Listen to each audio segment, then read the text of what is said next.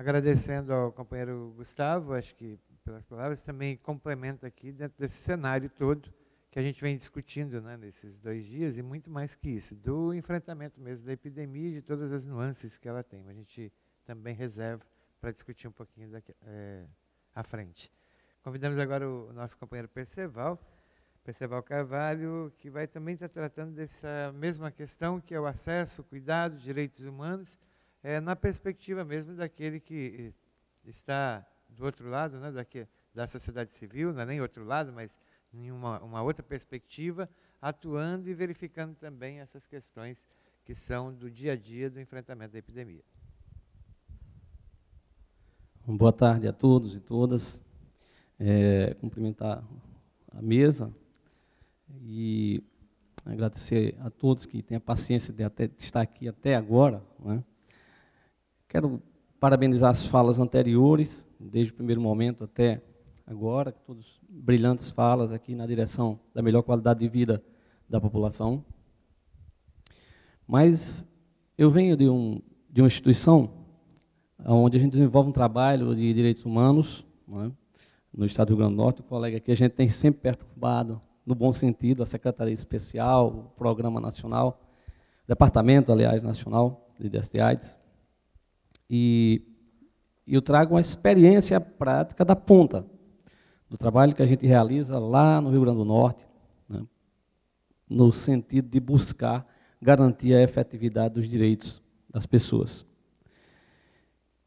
E para tratar especificamente do tema em questão, né, é preciso a gente primeiro destacar que eu não quero aqui esgotar aqui o arcabouço jurídico que nós temos, né, os instrumentos jurídicos, o colega já destacou bastante, eu só quero reforçar aqui o desejo popular manifesto, né, através do legislador originário, tá, quando da criação da nossa Carta Magna, a Constituição Federal, né, e para conhecimento de todos, a Constituição Federal ela apresenta em pelo menos 28 dispositivos a garantia, né, do direito à saúde, a garantia do acesso, dos cuidados, né, que a gente tem tratado até agora.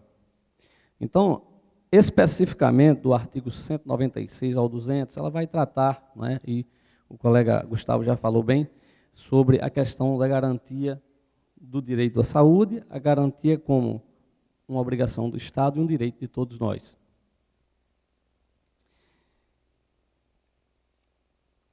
Não tem como a gente falar de saúde, né, só na perspectiva da prevenção, do tratamento, do medicamento, né? E aí o brilhante professor Schwartz, ele conceitua a saúde não apenas, né, como a prevenção e a cura das doenças, né, mas como o bem-estar por completo, né, e principalmente a efetivação do acesso aos serviços. Não tem como o cidadão permanecer, ter a boa saúde, aí o professor Fernando foi muito enfático na sua fala, né, que esse conjunto é bem mais amplo. Eu considero particularmente a saúde como um instrumento real de justiça social, quando ele acontece na sua plenitude.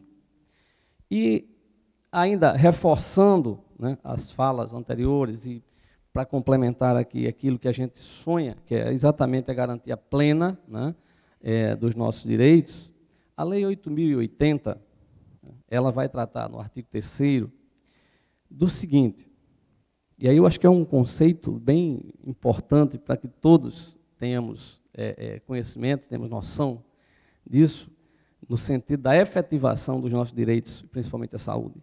E vai dizer o seguinte: a saúde tem como fatores condicionantes, determinantes, entre outros, a alimentação, né, moradia, saneamento básico, meio ambiente, trabalho, renda, educação, transporte, lazer, acesso aos bens e serviços essenciais.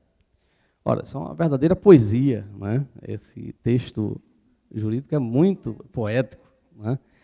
Quem dera que a gente consiga efetivar, né, em pouco curto espaço de tempo, essa poesia contida não só na Lei 8.080, mas também no artigo 196 da Constituição Federal.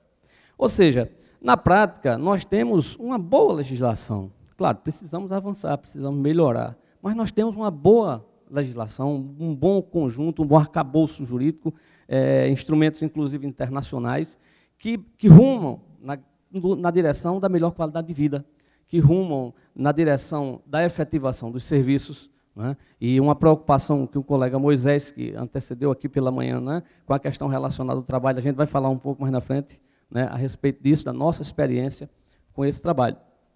E o que efetivamente está acontecendo, né? A gente tem todo esse apoio, esse amparo jurídico, mas, por outro lado, lá na ponta, né, muitas vezes, em grande maioria dos momentos de dificuldade da vida da nossa população, a gente tem a dificuldade da efetivação. Eu quero destacar, né, aqui já foi falado isso antes, mas destacar que nós temos, a nível de Departamento Nacional do Ministério da Saúde, nós temos investimentos consideráveis também. O próprio Ministério da Saúde, as secretarias estaduais, investimentos consideráveis. O grande problema está exatamente lá na ponta, lá na efetivação junto ao cidadão, junto ao usuário, lá onde ele vai receber a prestação final do serviço. E aí é que está a grande questão, né? Como fazer esse direito se efetivar, como fazer com que isso aconteça na sua plenitude, como garantir a essência, né, contida na nossa legislação.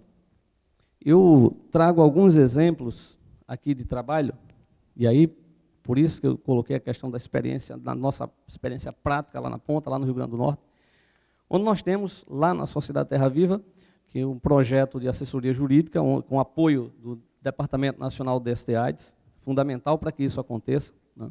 Nós temos, entre outras atividades, processo de formação, né, de agentes de cidadania, são 2 cursos que são realizados por ano. Temos um trabalho de controle social junto a conselhos estaduais, conselhos municipais. A própria assistência, né, aí com a orientação jurídica, com as consultas, com encaminhamentos de ações para garantia de direitos e mediação de conflitos, onde a gente tenta, quando possível, a gente tenta encontrar e buscar soluções de forma mais rápida e sem a demora que normalmente que a população já conhece pela via judicial. No nosso trabalho, nós temos uma média de 1.000 atendimentos por ano, né, de pessoas oriundas de cerca de 10 a 15 cidades das regiões metropolitanas da Grande Natal e região Agreste. E não tem nada melhor do que o exemplo para que a gente possa fazer, né, chegar até cada um aquilo que a gente está querendo dialogar, sobre o que a gente quer conversar.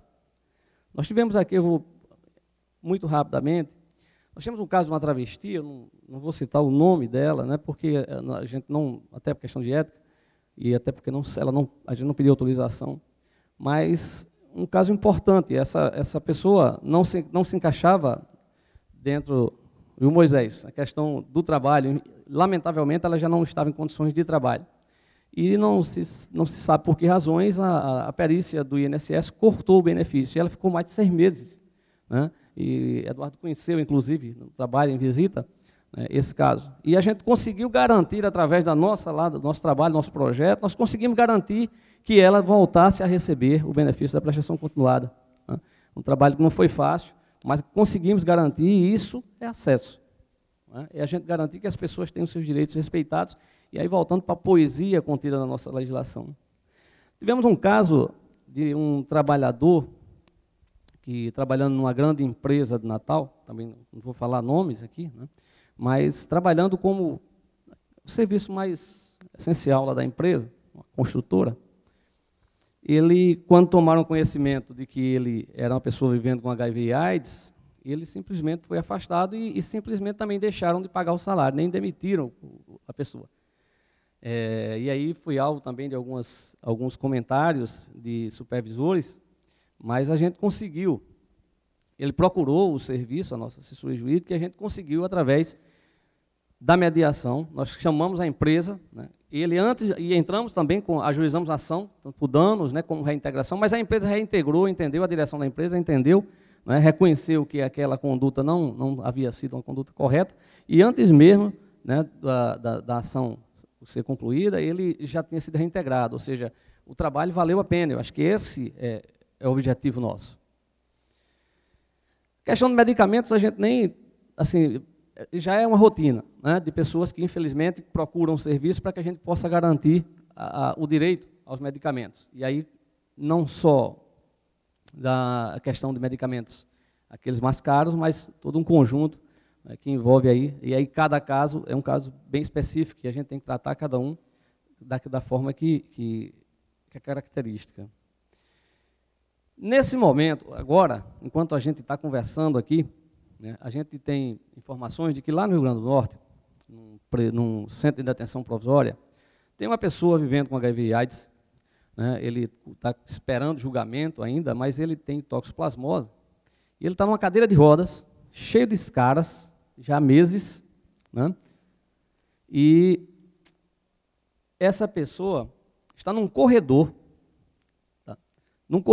porque os restantes dos presos não aceitam a permanência dele dentro da cela, o Estado e aí a administração pública não tem uma solução e ele está no corredor junto a sacos de lixo. Ele não anda numa cadeira de roda, né, já cheio de feridas, esses caras, exatamente em razão de não ter movimentação. Os agentes, por sua vez, não tem quem acompanhe esse cidadão, né, para curativos, e a gente escutou bem nitidamente o que foi colocado, foi que se ele tiver que ter uma audiência, se ele tiver que ter uma visita ao juiz, por exemplo, para uma consulta qualquer, ou seja, consulta no ponto de vista jurídico, ele foi chamado para ir para uma audiência, e tiver também naquele dia uma consulta médica, ele vai para a audiência e não vai para a consulta médica. Então, isso nós temos que, acho que o momento realmente é da gente somar forças, no sentido da gente conseguir efetivar esses direitos, né? E aí eu acho que é super interessante essa junção dos vários elos, né, da gente que está lá na ponta, as organizações do Estado Civil, o governo, os programas estaduais, municipais, o Departamento Nacional, os ministérios, as secretarias estarem juntas, unidas nesse trabalho, porque tem muita gente precisando, agora, nesse momento, tem muita gente precisando dos serviços, da efetivação, da efetividade dos serviços, que lá na ponta muitas vezes não acontece. A pergunta que a gente tem a fazer, né, eu acho que não é nem uma pergunta, isso já é talvez até um sentimento da grande parte da população, temos um bom conjunto de leis, né, temos instrumentos nacionais e internacionais, e a pergunta que se faz é como fazer tudo isso acontecer, né? Todas as falas anteriores mostraram, né, como é que a gente tem a questão de medicamentos, a questão de assistência, né, as pesquisas, etc. Mas essa pergunta ela permanece, ela prevalece, e aí esse é o grande desafio. Como fazer todo esse conjunto acontecer, e o mais simples, como efetivar os direitos, o acesso, os cuidados, os direitos humanos para as pessoas que precisam.